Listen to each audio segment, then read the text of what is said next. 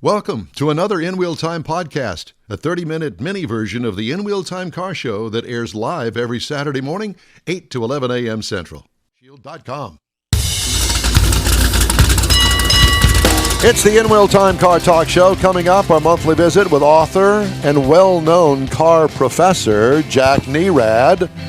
Later, a look at the automotive headlines this week, if we get time to get them in there. We're going to do the events calendar, and Mr. Mars has his Kia Soul review we're going to put in this segment, so stay with us. Howdy, along with Mike out of this world, Mars, King Conrad DeLong. I'm Don Armstrong. Jeff's on vacation this week. He'll be back with us next week. We miss you, Jeff. How bad do we miss him? Oh, we're bad. Jeff, I owe you big time. Yeah, well, just remember that. It comes up in dollar signs, and I'm sure that Mr. Mars will gladly pay you to come back. Next time I'll give him 2 quarters. 2 quarters, that's it. All right. Joining us now, author, professor of cars, trucks, SUVs, electrics. His name is Jack Nerad. Jack, it's always good to see you, my friend. You're looking good. How are you? Terrific to see you guys. Thanks so much. Well, Thanks for having me. Thank you, as always. By the way, apparently Mars got your gift package of the books, Dance in the Dark, Jack's latest foray into novels, and we're looking forward to digging into that for you there, Jack. I hope so. I look forward to your criticism, Don. I want to hear what you have to say. Yeah, Don was looking for the pictures. Yeah, he flipped through it real quick. Yeah. I think the cover photo is probably the best picture in the whole book. Well, I have to tell you, I think it's the only picture. Yeah, well, there's that. So, Jack, how are things out there in sunny California? Crazy. They continue to be crazy, but we're working through a bunch of different things.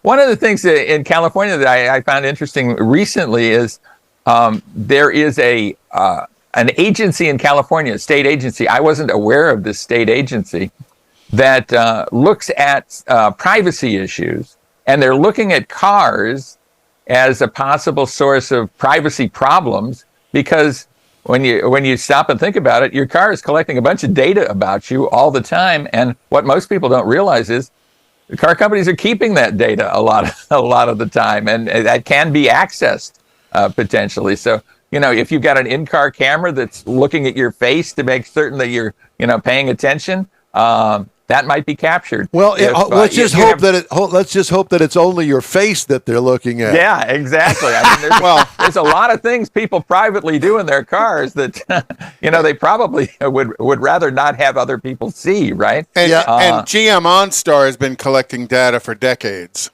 Yeah, exactly. So, some of it is collected like Google would collect or like Apple would collect, just to market to you and do all of that kind of thing. Well, the first time I heard of this sort of thing, we were up visiting Lingenfelter. Oh, yeah. And in his collection, he had a Bugatti and a Veyron. And I said, well, boy, that's really a neat car. He says, yeah. We got to be careful what we do, because the instant that you turn it on, it is in touch with the factory, and the factory, quote unquote, is looking at the engine and all of the components in the car to make sure that everything is okay. Sure, they are. But that was the first insight into that. I had no clue that was even available. But from now, I understand it's available. Not available. It's on almost every car that is available for sale. Yeah. And there's some cars that are collecting, they have cameras outside. Obviously, you use that for blind spot and those kind of things. But even when the car is parked, they're collecting data on people just walking by and video on people just walking by. I think the Dutch authorities got after Tesla for that because they were passing them around within Tesla. Oh, look at this. This is a good one. Check this out. Pretty bizarre stuff. Well, see, that's what I would do. I'd go over to your desk and say, Jack, oh, my God, you're not going to believe what I've run across today. Check this out. Well, exactly. It's kind of like people using the Google Earth video or the Google Earth pictures. And, because every now and then I'll get one from somebody, hey, check this out, and here's Gumby in a Google Earth picture at some street address somewhere. That they've passed by while they were taking the picture. Well, the people knew the the Google Earth truck was coming by or car was They coming were by. outside, Right. wave at them. So, Jack, I want to know, we had a story, we had Consumer Reports on earlier on our show talking about this, and it's a lawsuit out of California about a group suing Tesla because Yes. they say that the car gets whatever it is, 350-mile range, and in true form, actually the real mileage in a warm condition is like 100 miles less than that. What do you got on that? This might really blow up. I mean, we've been talking about that on America on the Road, the radio show that I do, because in a way, this has a lot of symptoms of Dieselgate, right? What Volkswagen did and what some of the other manufacturers did to manipulate things in their favor, right? Right. And it sounds like this is all alleged. This is not proven. This is not proven in court. But there's the possibility that Tesla has kind of rigged the system in its favor. And what they're suggesting is a lot of times the car will give you a more optimistic prediction of what your range is going to be than what it really is going to be. Yes. And it gives you a warm feeling about the car, but then you're kind of, your hopes are dashed, right? Right when you're, oh boy, I'm barely going to make it to the next supercharger situation. So this could be a big deal because they're alleging this, and they're alleging that there is money that has been lost by the consumers because they bought a car that actually has lower range than they were led to believe. Well, and my opinion is class action lawsuits are about making attorneys rich. The members of the class make very little. Look, somebody's now suing Taco Bell because there's not enough meat in their Mexican pizza. They're all looking for who's got the pockets, and they want to go sue somebody who's got the deep pockets. pockets. Right. And I know that, this group of lawyers is looking for other plaintiffs, right? Other people to join the suit. They'd love to have, hundreds, if not thousands of Tesla owners, because that would just make the pot bigger. Jack, one article I read, and I don't remember exactly where I read it, talked about how they test the EVs, and they usually put them on a dyno. They set the speed at 50 miles an hour, which is what I thought was kind of weird, and they just let it run until the battery goes dead. And when the battery goes dead, they recharge it, and they do the test. I think it said 3 times, and they take that average, and that's where they come up with the mileage. They don't take any account that it's 148 degrees out here in East Texas. Right. They don't take into account that it's 40 below in Montana, or that somebody's driving 80 instead of 50. And I thought, how can you even expect this to be even close if you've got it under such controlled conditions that nobody uses? Right. Well, it reminds me of the early days of the fuel economy numbers that were way off. And then they had to adjust that significantly because they were, 25% higher than they should have been, that kind of thing. So I think they're still honing in on what range really is in an electric vehicle. As you point out, when you have extremes of temperature, either way, and you're using either heat or air conditioning and other factors, it's going to knock down your range big time, and that can be a big problem. Well, Jack, I was telling everybody that, there was several years ago that I went to a test track facility for one of the manufacturers, and there were some cars out there on the test track. I said, oh, what are they doing? Oh, well, that's the EPA they're getting the mileage for the cars. And I said, oh, well, what's it like to have government employees? And they said, oh, no. That's not the EPA government people. That's our people. We just supply them with the numbers. And I was kind of blown away by that. It wasn't an EPA person in there. They just go by the rules that are written by the EPA to perform the test. Contractors. Exactly. There's some auditing done probably. Every now and then they'll pull a vehicle and EPA will actually see if it's matching up. But it's largely up to the manufacturers to provide the data. And that's what they draw the EPA numbers from. Yeah. So what have you driven lately that sets you up and goes, oh, I really like that car? Yeah, I had a couple recently. I got a chance to drive the 2024 Mustangs, the GT and the EcoBoost recently. And, those are really nice cars in that old kind of, this is just a good car, good value kind of way. I like them a lot. I like the way they look. I like what they've done to the interior of the vehicles. A little more horsepower for each of them. GT is very old school with a V8 engine. The EcoBoost has a turbocharged 4-cylinder engine, so you can get that. I think they've done a good job. And of course, it's good to see the Mustang stick around, right? With Camaro leaving us at the end of the year. Again. As is Challenger, Yeah, exactly. Those kind of cars going away. So nice to see that Ford has renewed that vehicle. Well, I'm interested in the EcoBoost 4-cylinder. That's over 300 horsepower, isn't it? Yeah, 315 horsepower. I think they opted 5 horsepower for this time around. We drove it in the hills above eastern Los Angeles, hills, kind of mountains, I guess, San Bernardino Mountains. Had a blast. Very torquey car. I think it's got more than 325 pound-feet of torque, peak torque, which is, quite good, and it's available fairly low in the RPM band, so, very flexible engine. It's a pretty good performance car. I mean, I like the more horsepower of the GT with the V8 engine, but at the same time, you can get an EcoBoost for something like $35,000-$40,000. It's really a pretty good performance car. Pretty satisfying. Yeah. Would you recommend something like that for a 30-year-old girl that really is dying to get in a Mustang? Yes, I absolutely would. You would? Absolutely would, yeah. Okay. And what's the, let's see, you said you had the Mach-E, was it?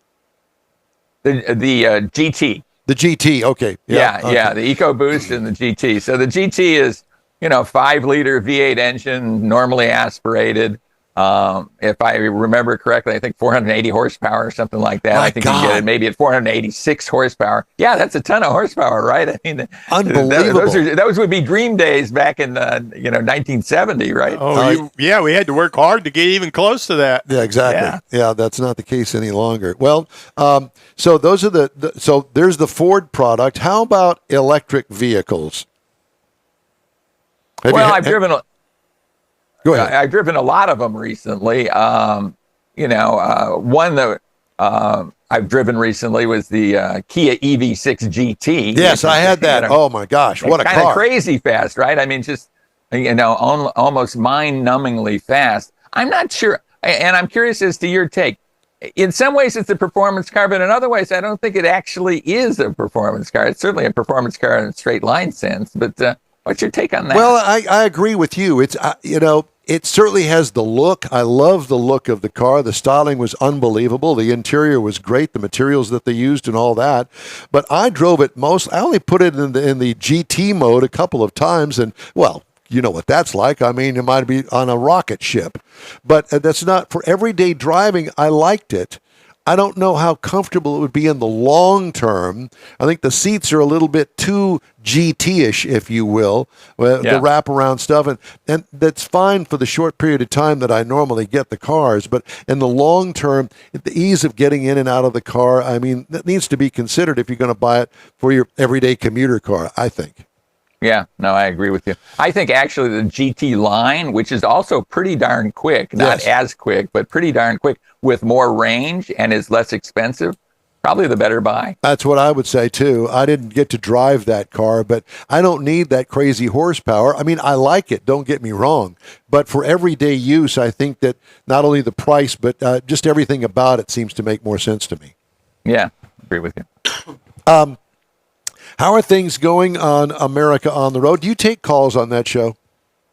We take questions, but we don't take calls. Gotcha. We have people write in with questions or, text in with questions, right. And then we answer them on an upcoming show. show. Do you ever get any, a kind of a run of questions that are kind of in the same vein on a week-to-week basis? Yeah, we do. And, kind of continuing on from, something we answered the week before. We've had kind of a run of questions about two-seat sports cars, like is it a good idea to have one? What are some good ones? That kind of thing. Certainly, we're getting tons of questions about EVs because we talk about EVs a lot, probably too much, right? I mean, it's still less than 10% of the market, but it's the hottest part of the market, I think, in terms of consumer interest, or one of the hottest parts of the market. So it's America on the Road, and we can. Are you still doing TrueCar? Yes, absolutely. I write for TrueCar. I write for JDPower.com. Virtually all the comparisons on JDPower.com now I write. So you can look for those. You're my hero, Jack. I love you, man. What about the book? The book. Oh, the book. Yes, well, of course. Well, we've got it. We've had it up here the whole show.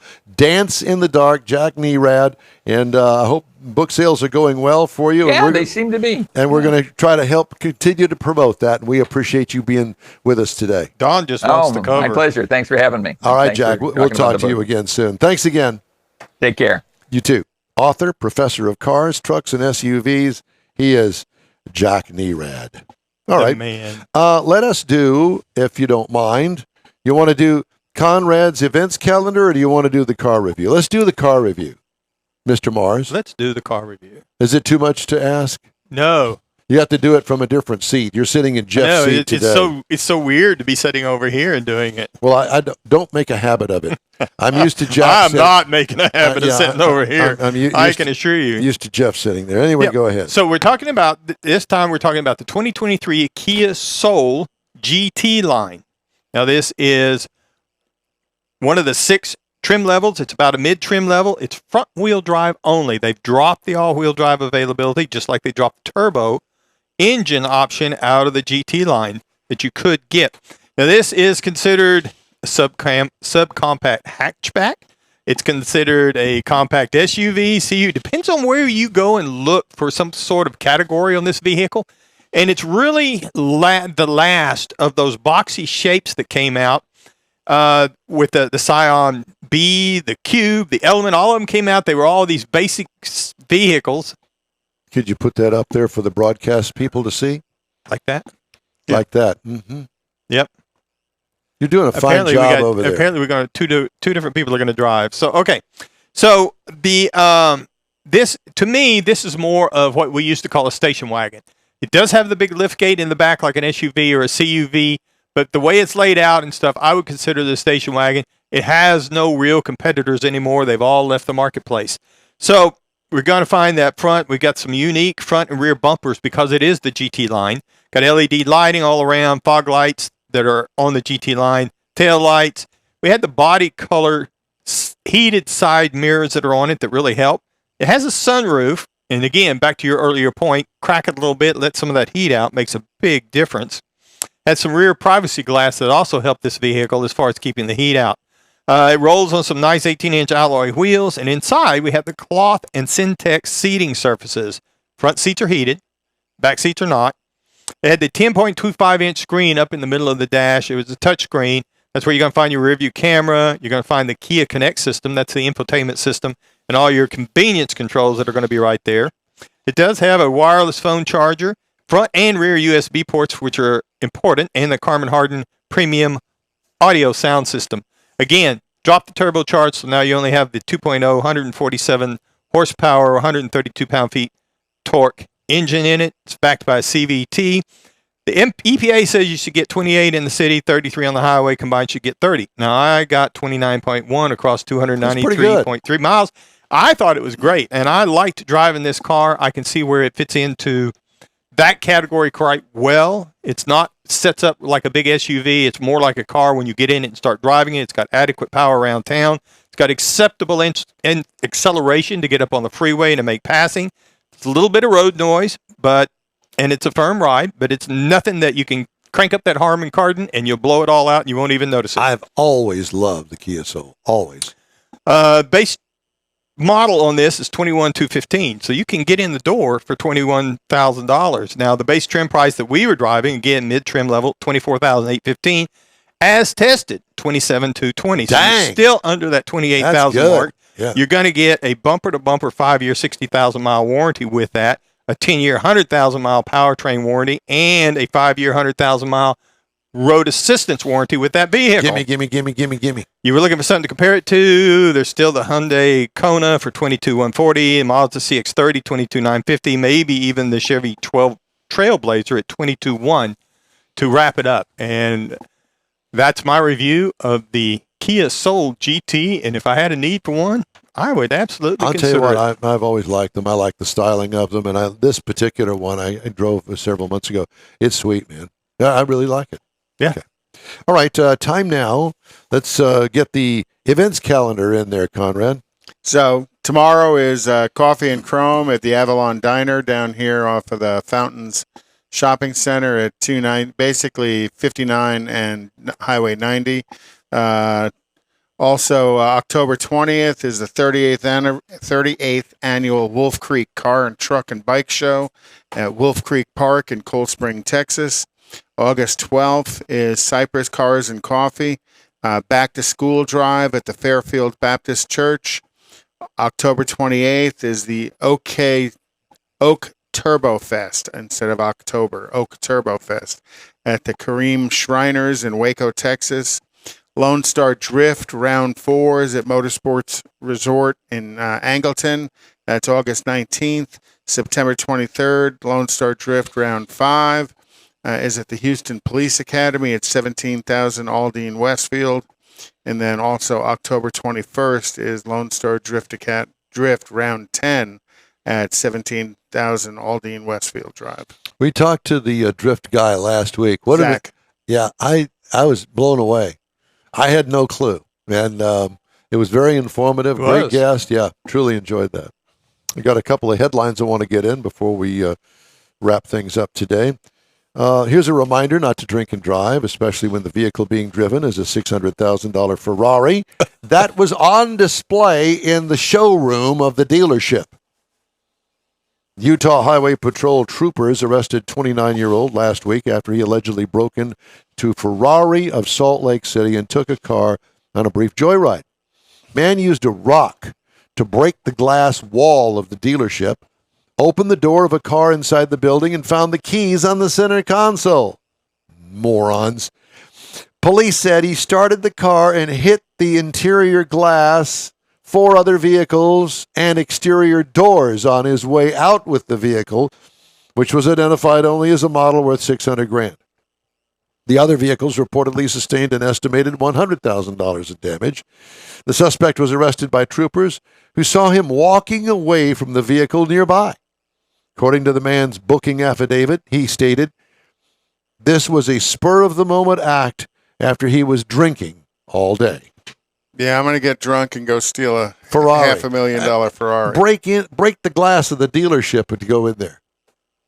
But the car had the keys in it. Well, that's problem one.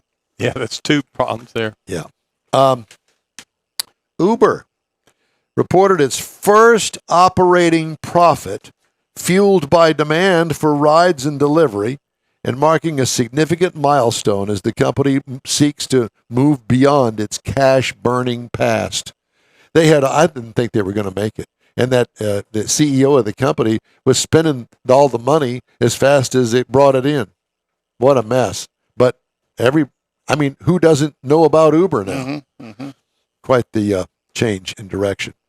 And Toyota's Land Cruiser nameplate rejoins the brand's U.S. lineup next year in a trimmed-down and less expensive form, much closer to the off-roader's roots than its bloated predecessor, which had evolved to overlap similar body-on-frame Lexus models. The Land Cruiser will be smaller, more nimble, and equipped with a hybridized turbocharged powertrain, a host of infotainment systems, assistance, and driver assistance features, and a boxy look that evokes its early heritage. Did you see the picture of it? Kind of interesting. It'll start in the mid-50s range. Toyota suspended U.S. sales of Land Cruiser in 2021 after a 63-year run. Low-volume off-roader started at 86.8 back in the day. Crazy. Very much in the vein of the original. Yep. 2.4-liter turbocharged engine made it to an 8-speed automatic transmission and a 48-horsepower electric motor. And Tesla. All you Tesla owners, here you go. U.S. auto safety regulators have opened an investigation into the 23 Tesla Model 3 and Y electric vehicles after reports of loss of steering control. Agency said it has opened the safety probe to assess the scope, frequency, and manufacturing processes associated with the issue. The probe could affect about 280,000 Tesla Model 3 and Model Y vehicles. What do you got on tap this week, Mr. Mars? Other than working on the show. I got an invite to a Toyota event next Friday, the 11th, here in town. I didn't. They're going to have a few new Toyotas out there. I didn't get that invite. Well, they knew you couldn't make it. Are you still a journalist? Are you still with the Texas Auto Writers Association? Yes, sir. Oh, well, Still that's there. why. That's why. I can't do that at any rate. Well, Other good than that, for you. yeah. And Conrad is doing his thing over there, and Yep. it's good. Still working out of the house for Master Tech, Nice. aftermarket warranty. Yeah. Great company, good policy. Good. And Learning a lot, get a chance to see all the various vehicle lines and where their issues are. we're going to wrap up today's show right after this. Everyone at the Tailpipes and Tacos Cruise In at the Lupi Tortilla Tex-Mex in Katy, thank you for participating in the best cruise in around and look forward to seeing you again. You'll hear about the next cruise in date right here on In Wheel Time.